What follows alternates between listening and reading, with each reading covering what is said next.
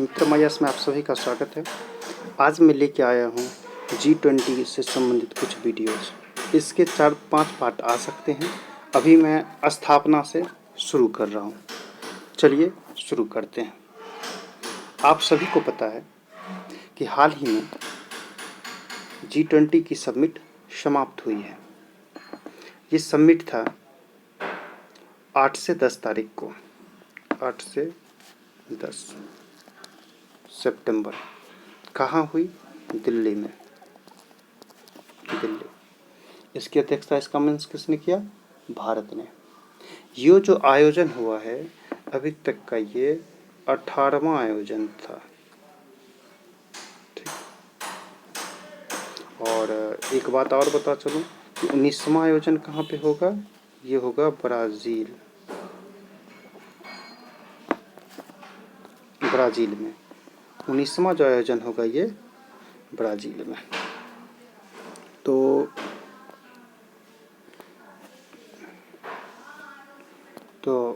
Brazil में आयोजन होने वाला है। तो फिर इसकी स्थापना कब हुई, कैसे हुई, इसके बारे में अगर डिटेल डिस्कशन की जाए तो सबसे पहले चालू करते हैं 1990 के दशक में। 1990 के दशक में ऐसा हुआ कि एशिया के कुछ राष्ट्र बहुत ही तीव्र गति से आर्थिक वृद्धि कर रही थी, जिसमें से मूलतः 4 अर्थव्यवस्थाओं को गिना जाता है,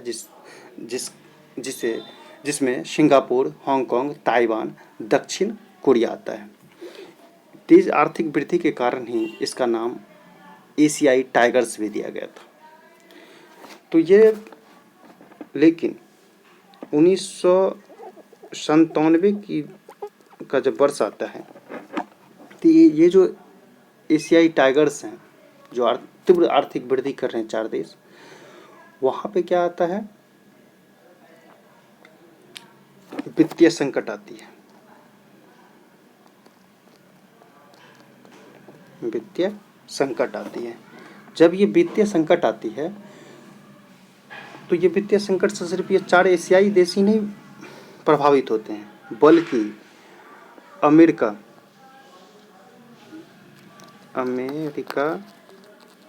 तथा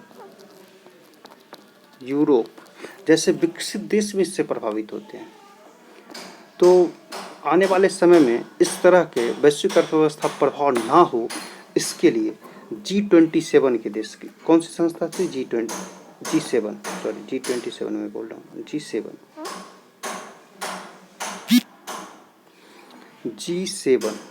G7 जो देश था, इसने एक पहल किया, इनिशिएटिव किया कि क्यों ना विश्व के 20 बड़ी अर्थव्यवस्थाओं को शामिल करके एक संस्था बनाई जाए, जो कि मूलतः जो भी वैश्विक वित्तीय संकट आएंगे उस पर विचार विमर्श करेंगे, उससे कैसे निपटा जाए, उसको दूर करने का उपाय किया जाए, और एक रोड मैप बनाया जाए किस तरह से वैश्विक अर्थव्यवस्था सुचारू रूप से, समावेशी रूप से, तीव्र गति से चलती रहे। जब यहाँ बात आती है तो 1999 में G20 की स्थापना हुई। ये और G7 को उस समय बैठक कहाँ पे हुई थी? 1999 में बर्लिन, जर्मनी में। ठीक है। तो उस समय ये फैसला किया गया कि मूलतः वित्तीय संकट से जुड़ा हुआ इशू है, और जो भी डिसीजन होंगे वित्तीय से रिलेटेड डिसीजन ही होंगे, तो क्यों ना इसमें वित्त मंत्री और केंद्रीय बैंक के गवर्नर, जो भी देश है उसके केंद्रीय बैंक के गवर्नर को ही आमंत्रित किया जाए। तो सभी सहमत हो गए इस पे। आगे बात चली, फिर वार्षिक बैठक होना चालू हो गया, और इस तरह से बैठक सुचारू रूप से चलती रही। लेकिन जब समय आता है, तो यहाँ पे प्रिंटेड मिस्टेक्स हैं। फिर समय आता है 2008 का। फिर क्या होती है? वित्तीय संकट आती है। तो देखा गया कि वित्त मंत्री और केंद्रीय बैंक के गवर्नर, ये दोनों तो हिस्सा ले रहे हैं, लेकिन फिर भी वित्तीय संकट आया, और ये वित्तीय संकट आया था अमेरिका यूरोपीय देशों में, जिससे पूरा विश्व प्रभावित हुआ। और ये वित्तीय संकट आया और इससे फिर वैश्विक व्यवस्था प्रभावित हुई, वैश्विक व्यवस्था चरमरा गई। ठीक है।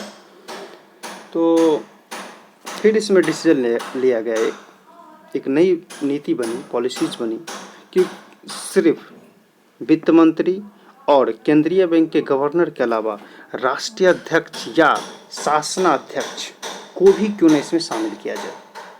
ठीक, तो शासनाध्यक्ष मीन्स जैसे ये हम लोग के शासन के अध्यक्ष कौन है, सैद्धांतिक रूप से शासन के अध्यक्ष आ जाते हैं राष्ट्रपति, लेकिन अगर व्यवहारिक तौर पे देखा जाए तो पीएम आते हैं। ठीक है, तो शासनाध्यक्ष की बात हुई और 2009 में इस तरह से राष्ट्रीय अध्यक्षों को भी 2008 से शामिल किया जाने लगा।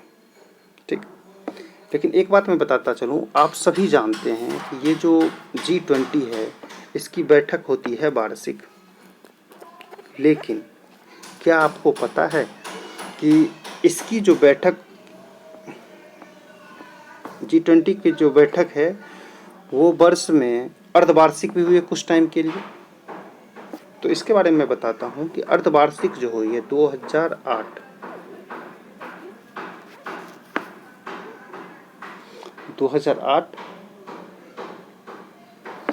2008 से लेके, अच्छा हाँ एक बात और बता दूँ, 2008 का जो ये सम्मेलन हुआ था कहाँ हुआ था, वाशिंगटन में।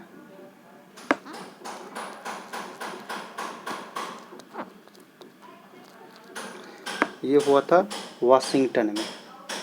वाशिंगटन कहाँ पे है, यूएसए,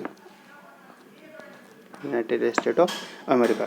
तो यहाँ पर ये राष्ट्रीय अध्यक्षों को भी शामिल, ये पूछा जा सकता है कि राष्ट्रीय अध्यक्षों को किस सम्मेलन के द्वारा अनुमति दी गई भाग लेने का, तो हो गया वाशिंगटन सम्मेलन 2008। तो तब जाके तो 2008 से 10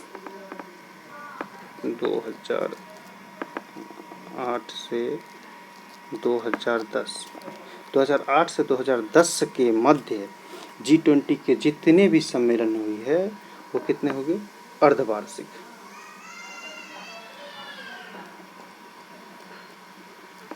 अर्धवार्षिक इस तरह की चीज़ें यूपीएससी पूछ देती है कि आज या G20 की बैठक केवल वार्षिक होती है या आई है, या अभी तक कभी भी अर्धवार्षिक बैठक नहीं हुई है।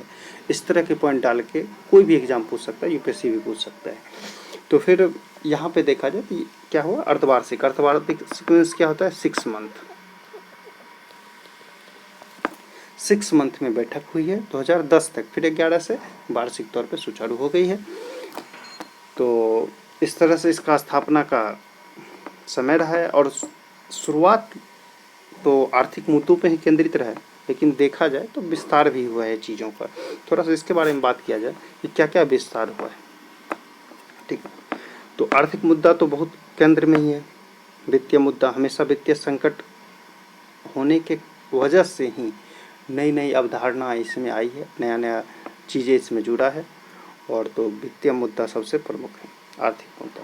फिर आता है व्यापार, जलवायु परिवर्तन, सतत विकास, स्वास्थ्य, कृषि, ऊर्जा, पर्यावरण।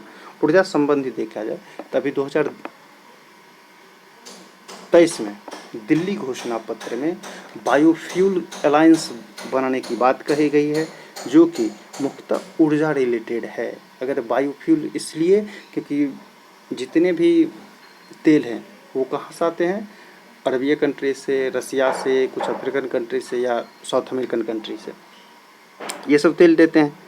अगर ऊर्जा तो तेल ये दूसरे देश से हम आयात करते हैं, उसके बदले हमारे क्या जाते हैं, पैसे जाते हैं, वो भी डॉलर में, भारतीय मुद्रा नहीं। भारतीय मुद्रा में जैसे रसिया से व्यापार हो रहा है और ईरान से भी डील हुई थी, लेकिन अमेरिका प्रतिबंध लगने की वजह से अभी ईरान से हम लोग तेल नहीं ले रहे हैं। तो इस तरह से तो जैसे ही बायोफ्यूल की उत्पादन बढ़ेगी और बायोफ्यूल से 4 व्हीलर 2 व्हीलर ये सब जब चलने लगेगा, तो बायोफ्यूल के हम लोग खुद जैव ईंधन बनाते हैं। तो जैव ईंधन जो हम लोग खुद बनाते हैं, तो हम लोग के ये आयात के जो पैसे हैं वो बचेंगे, तो हम लोग के लिए बहुत ही फायदेमंद चीज़ है।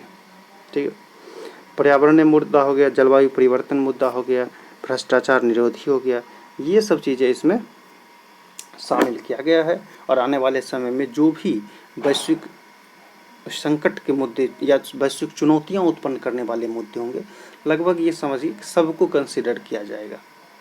ठीक है, तो आज इतना ही समाप्त करते हैं। Thank you.